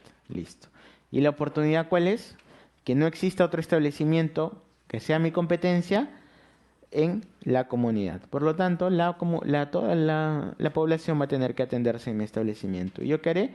Mi estrategia a aplicar es desarrollar. Entonces, como gerente, director, voy a proponer adquirir más funciones y poder subir de nivel. Por lo tanto, desarrollar quiere decir adquirir las funciones que ya vengo realizando, o mejor dicho, aumentar las funciones que ya estoy realizando. Segundo escenario es el escenario de la debilidad. ¿Ya? No es debilidad acá, ¿no? Es el escenario del desafío. ¿Ya? Desafío. ¿Cómo lo voy a obtener? Del cruce de las debilidades más las oportunidades. ¿Ya? Ese escenario se denomina desafío. Listo. ¿En qué consiste este escenario? ¿Ya? O mejor dicho, ¿cuál es la estrategia que se va a correlacionar? Es el crecimiento. ¿Y en qué consiste esto? Volvemos al mismo ejemplo. En la comunidad no existe otro establecimiento de salud, ¿ya? Entonces es una oportunidad, pero en este caso yo no tengo ninguna acreditación de calidad. Por lo tanto, no puedo garantizar que mis servicios sean de calidad, ¿ya? Sin embargo, la población no tiene otra opción y va a tener que acudir igual a mi establecimiento. ¿Yo qué haré? ¿Voy a adquirir nuevas funciones? No voy a poder, pero las que ya tengo las realizo mejor. Entonces es potenciar las funciones que ya se vienen realizando, no se adquieren nuevas. Tercer escenario, el escenario del riesgo, que se da del cruce entre las fortalezas y las amenazas. ¿Ya? Fortalezas con amenazas, escenario de riesgo. ¿Cuál es la estrategia a aplicar acá? la resistencia, ¿ya? Resisto hasta que la amenaza pase, ¿no? Y cuarto escenario es el peor de todos, es el escenario de las limitaciones y la estrategia a aplicar en este caso es la huida. ¿Ya? No olviden entonces 4 escenarios y sus 4 respectivas estrategias. Bien, ya está entonces tercer momento de síntesis. Cuarto momento, el momento normativo. ¿Bien? El momento normativo, ¿cuál va a ser el producto de este momento? Va a ser la formulación de los objetivos generales.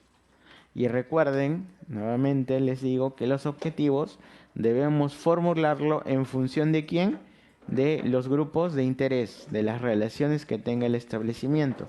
Entonces voy a formular objetivos para aquellas relaciones internas y externas, ¿ya?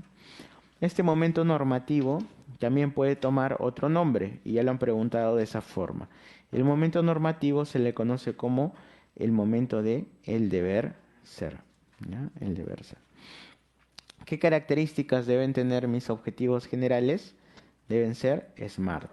¿Qué significa SMART? Que sean específicos, ¿ya? Medibles o mensurables, ¿ya? Que sean alcanzables, realizables, y la T es que estén puestos en un marco de tiempo determinado. ¿Cuánto va a ser ese marco de tiempo? 3 a 5 años, ¿no? Nuevamente, es el tiempo en el cual estoy formulando mi plan estratégico. Quinto momento, el momento estratégico. El momento estratégico se le conoce como el momento de el poder ser, ¿no? El poder ser. No olviden que en este momento estratégico yo voy a formularme estrategias. ¿En función de qué? De las que ya identifiqué en mi FODA. Yo identifiqué estrategias y me formularé nuevas estrategias. ¿Qué tipo de nuevas estrategias me formularé? Estrategias cooperativas,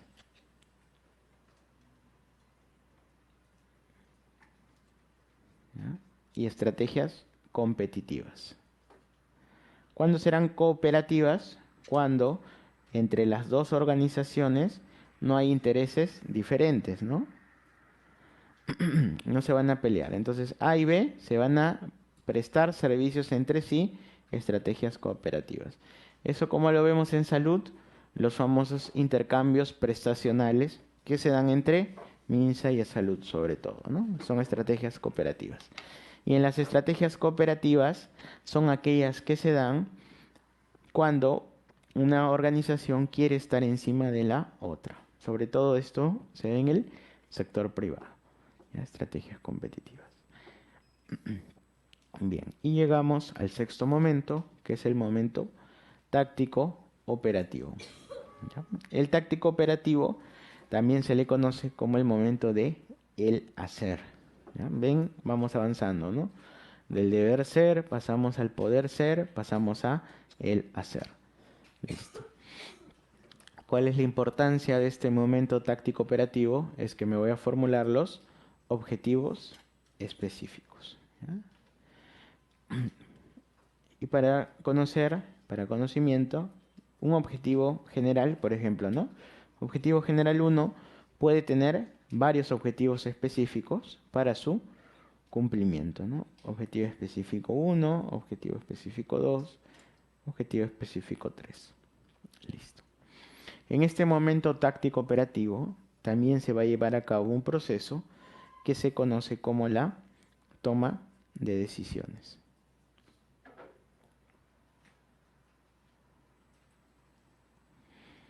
Ahí está. Entonces, para que un director, un gerente del establecimiento de salud tome decisiones, debe hacerse en función de ¿qué? En función de información epidemiológica. ¿Dónde tuve esa información epidemiológica?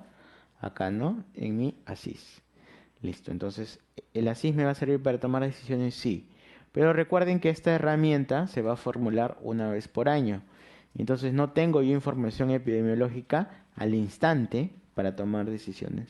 Si yo quiero información epidemiológica actualizada en ese momento, entonces voy a utilizar otra cosa, ¿ya? Ahí voy a irme ¿a dónde? A la sala. ¿A qué sala? La sala situacional. Ya, ahí está. Entonces, ¿qué es la sala situacional? La sala situacional va a ser un lugar en el establecimiento, ¿ya? Que puede ser simplemente una franela, ¿no? Donde ¿qué van a encontrar? Información epidemiológica. Ejemplo, el canal endémico, ¿ya? Entonces, su canal endémico es un ejemplo de información que van a encontrar en la sala situacional y les va a servir para la toma de decisiones. Pero la sala situacional no siempre es física, no siempre tiene que ser específicamente un lugar, puede ser virtual, ¿ya? El ministerio, por ejemplo, cada viernes va publicando las salas situacionales en virtual, ¿ya? Para que todos lo puedan ver. De eso que entiendo que hay salas situacionales al nivel local, la que voy a usar en mi establecimiento de salud, salas situacionales regionales y salas situacionales a nivel nacional, ¿no?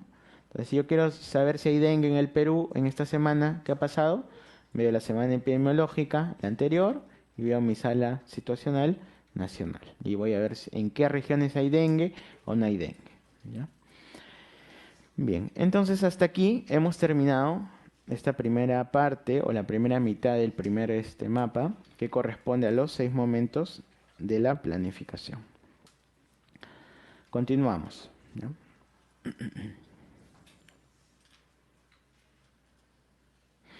Ahora vamos a ver la organización. En la organización, recuerden, primero, ¿no? Así como explicamos que era planificar, ¿no? Que era proyectarme a futuro para que no me afecten factores internos y externos, la organización, ¿a qué se refiere? A disponer de qué? De mis recursos, ¿ya? Y cuando me hablen de recursos, en mi establecimiento, ¿de qué me hablarán? De recursos humanos, de recursos materiales y de recursos financieros. Y esos recursos, ¿qué haré con mis recursos? Les voy a designar trabajo, ¿no? O sea, los voy a organizar en actividades. Designar trabajo, listo. Ahí está. Y ese trabajo se hace en función de ¿qué? De los objetivos, obviamente, ¿no? Para que sean alcanzados. Bien. Acá está, ¿no? Primera definición, ya lo tocamos. En la organización yo voy a utilizar un documento que también se llama plan. Les dije, ¿no? Había un plan estratégico o el otro era el plan operativo. Ya, ahora en la organización aquí voy a utilizar mi plan operativo. ¿Cómo se denomina? Plan operativo anual o plan operativo institucional. Cualquiera de los dos pueden preguntarme, ¿ya? O a secas, ¿no? Plan operativo. No me dicen nada más. Bien. Este plan operativo se va a diferenciar del plan estratégico, y yo debo saber las diferencias, en cuanto a su duración. ¿Cuánto va a durar? Está en su nombre, anual, 1 año.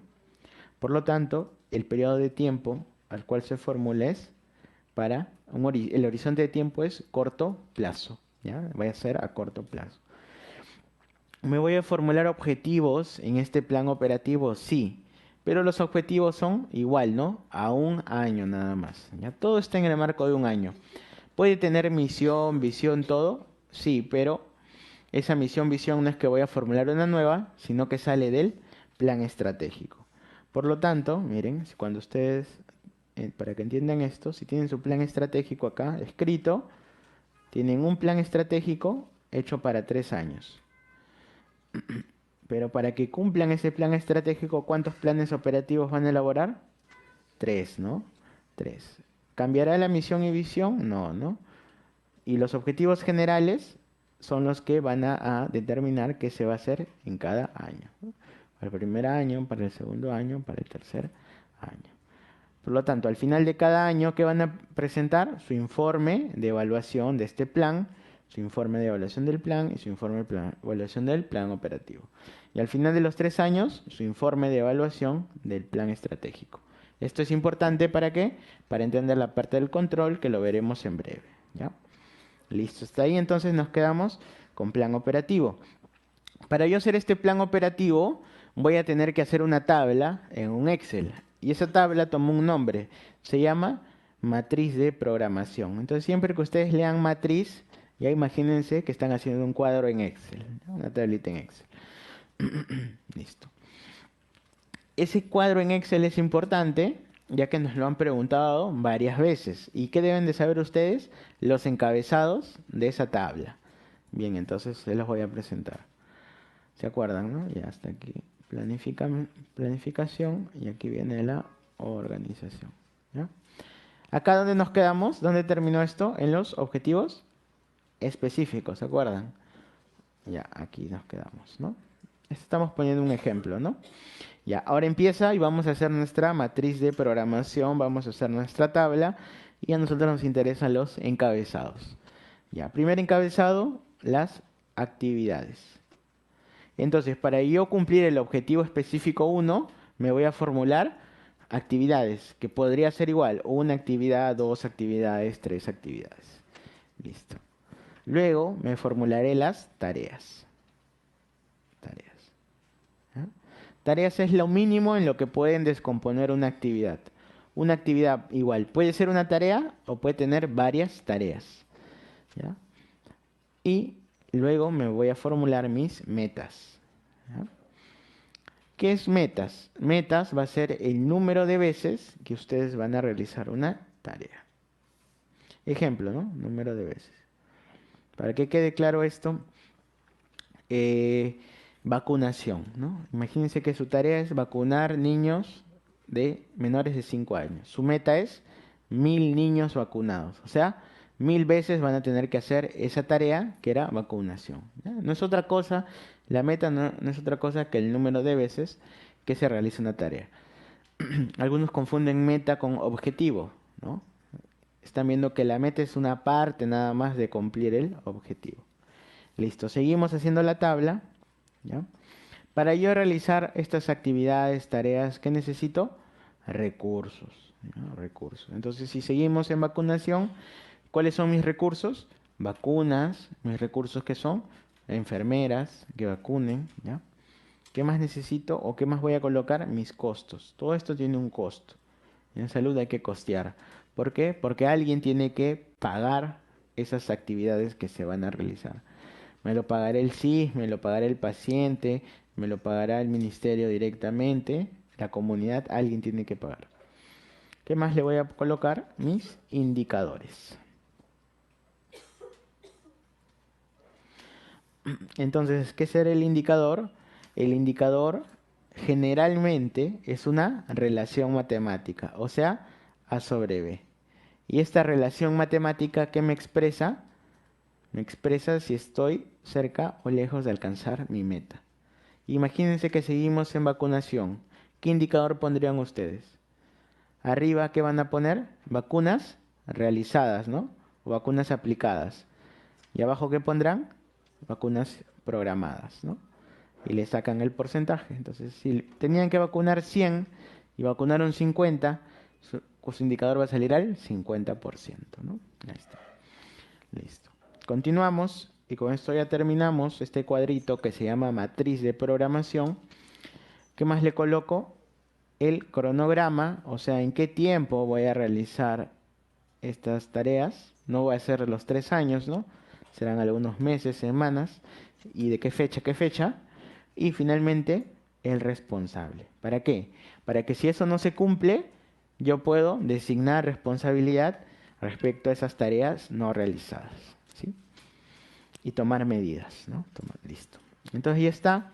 Terminamos matriz de programación y ya saben, ¿no? Actividades, tareas, metas, recursos, costos, indicadores, cronogramas y responsables. Listo, todo esto, ¿no? Este es sentido común nada más. Bien, en la organización ustedes van a además dividir el trabajo en jerarquías. ¿Qué quiere decir jerarquizar? Van a identificar en su estructura orgánica quiénes están arriba, quiénes están abajo, ¿no? Arriba los jefes, abajo los operativos. Luego van a hacer otra actividad que se conoce como departamentalización, que significa agrupar a aquellos que realizan actividades similares. Ejemplo, si yo tengo el grupo, ¿no?, de médicos que se dedican a hacer cirugías, ¿no?, los cirujanos, y los agrupo en el departamento de cirugía. Los médicos clínicos, departamento de área clínica, y así, ¿no? Voy agrupando. ¿Ya? Departamentalización, agrupar recursos que realizan actividades similares. Recursos con actividades similares.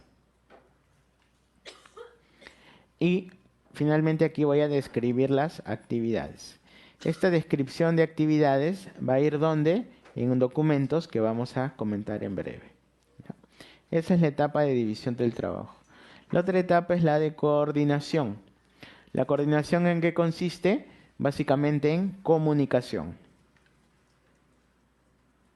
Y la comunicación se va a dar por jerarquías igual. Si ustedes coordinan algo con su cointerno, entonces están comunicando. Eso es un tipo de coordinación. Si reciben una orden de su superior, entonces también hay un tipo de coordinación. Se pueden dar el mismo nivel o de mayor a menor jerarquía, ¿no? Esa es la comunicación o la coordinación, nada más. Y cuando ustedes lean en las preguntas coordinar, busquen en las claves organización, ¿no? Porque esa será la respuesta, ya que es una etapa dentro de la organización, no se olviden. ¿Listo? Bien. Y para terminar esta etapa de la organización, nosotros tenemos herramientas. ¿Bien? Herramientas. ¿Qué herramientas tenemos? Los organigramas. ¿Qué es un organigrama? Es esto que yo estaba dibujando aquí. Voy a borrar y lo vamos a poner un poquito más grande.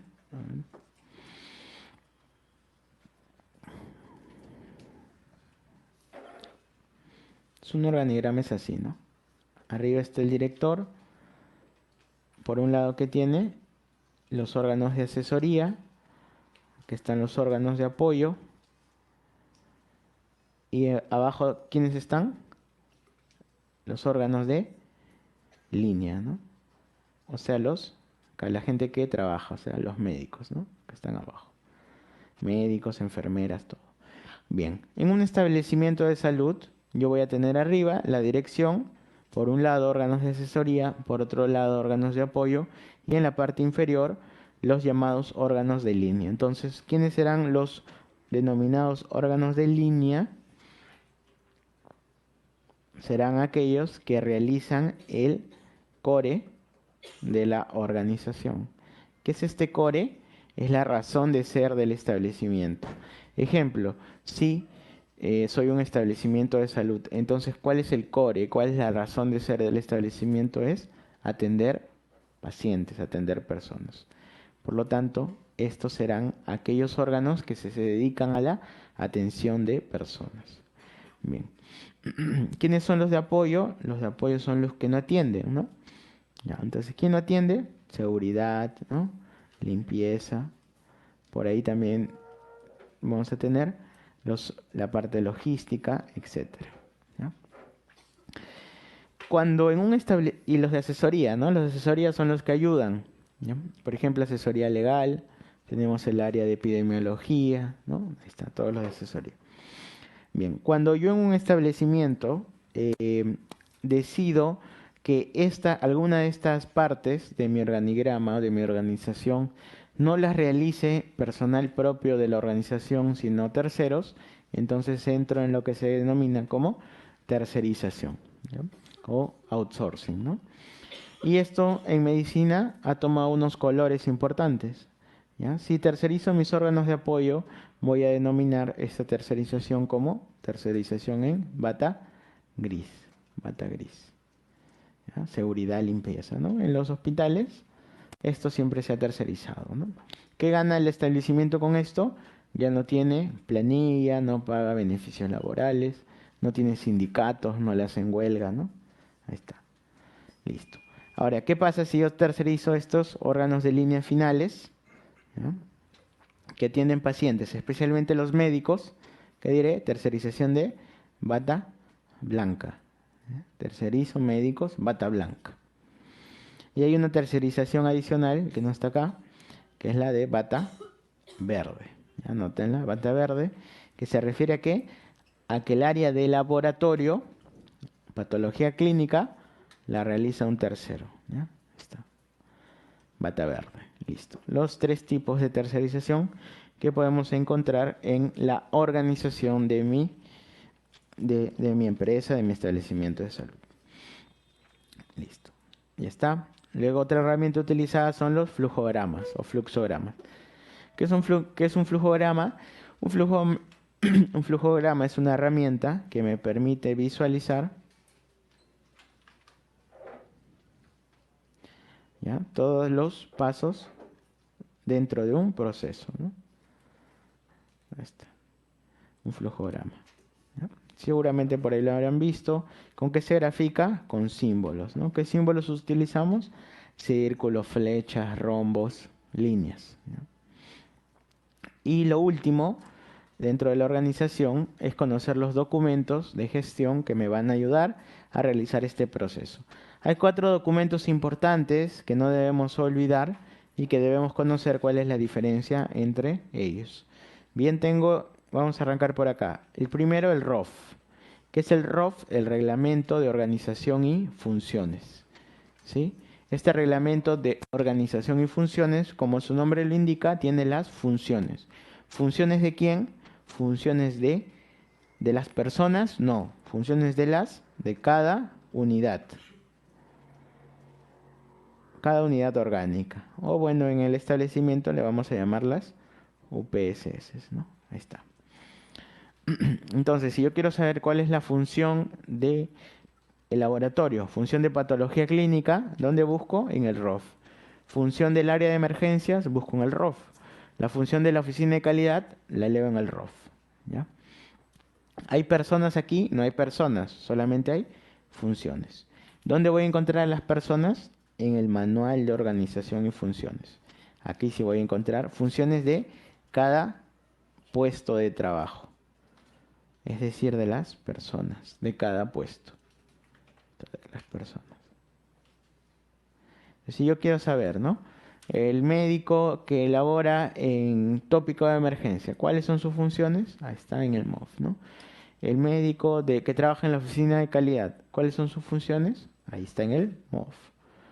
O sea, de cada puesto de trabajo. Bien, listo. Vamos a ver los dos últimos, el cuadro de asignación personal y el presupuesto analítico del personal, el CAP y el PAP. ¿El CAP qué es? El CAP es una lista de puestos de las unidades. ¿Ya? O sea, si yo quiero saber en en el laboratorio, en patología clínica, quién es todo el personal que elabora, leo el CAP. Y ahí me va a decir, ¿no? Médico patólogo, me va a decir qué más, tecnólogos, técnicos, auxiliares, secretarias, etcétera. Ahí está. Y si yo quiero saber cuánto van a percibir, voy y leo el PAP, ¿no? Entonces el PAP que tiene la lista de puestos al cual le estoy agregando los salarios, los ingresos. Ahí está. Bien, entonces con esto ya terminamos la organización.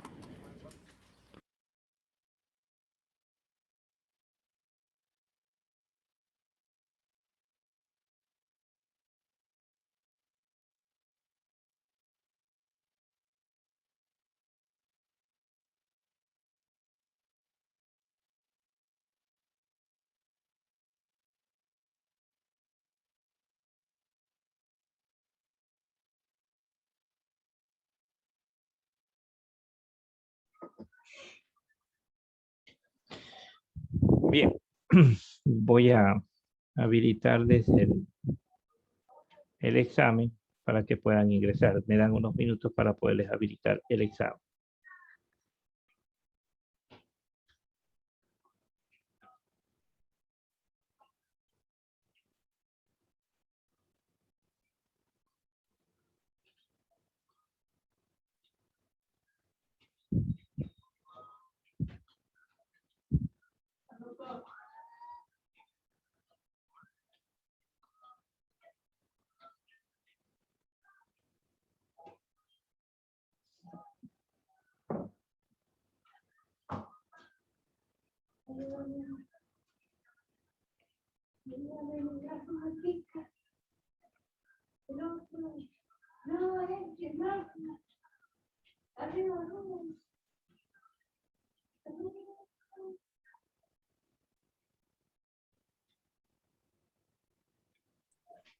Buenas tardes, doctor.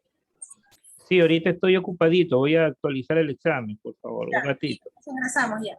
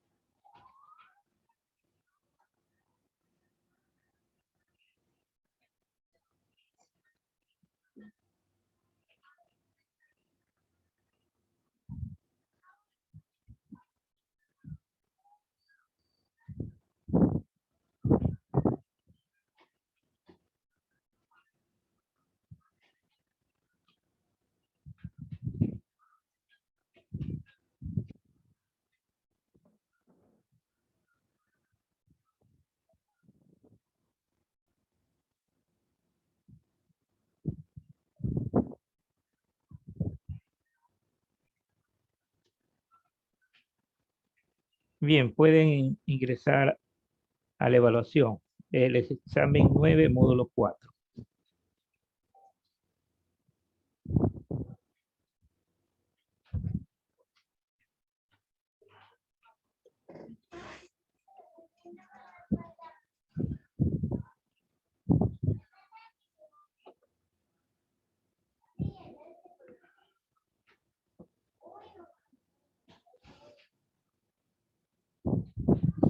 Sí, inicien en este momento. Pueden actualizar la página en caso de que no se les aparezca en curso, porque como les estoy mostrando en pantalla, el examen ya está en curso. O sea, ya pueden ingresar a hacer la evaluación. El que termina se va retirando de la plataforma.